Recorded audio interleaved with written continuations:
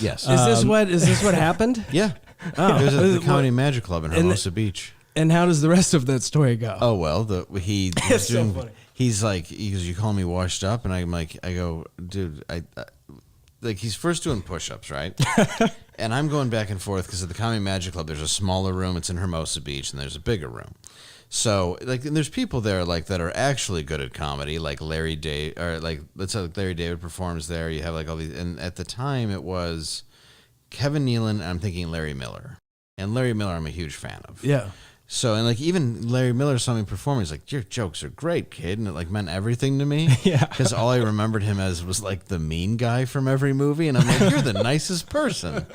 And so, yeah, Michael Richards is doing push-ups. And I go back to get his intro. And he stands up and he's like, don't you see that I'm busy? And I go, well, I'm just trying to get your intro.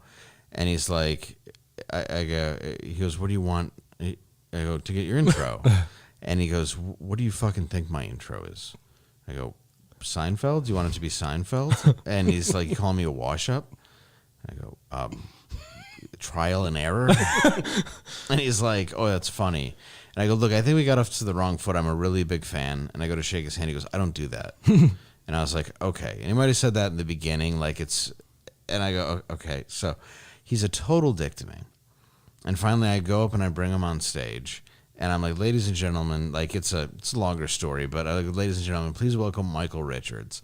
So I stand on stage with the biggest shit-eating grin, and I just put out my hand, and he begrudgingly walks on stage and has to shake it in front of everybody.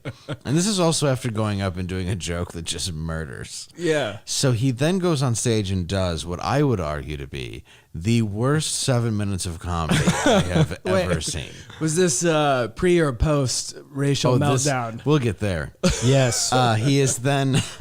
He is taking a cocktail sword out of a drink, and he's pretending to swashbuckle like pirates with a cocktail sword. Now, I don't know why it's not murdering, but no one's responding.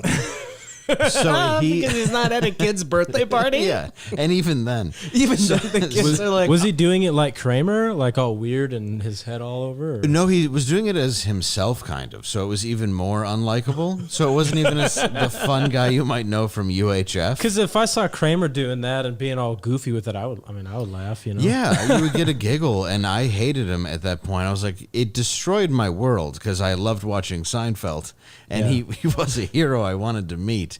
But yeah, I think it was when he first stood up, he like brushed himself off, and I went to shake his hand. All those years ago, when you were watching Seinfeld and a huge fan, that one day you would walk in on him doing push-ups?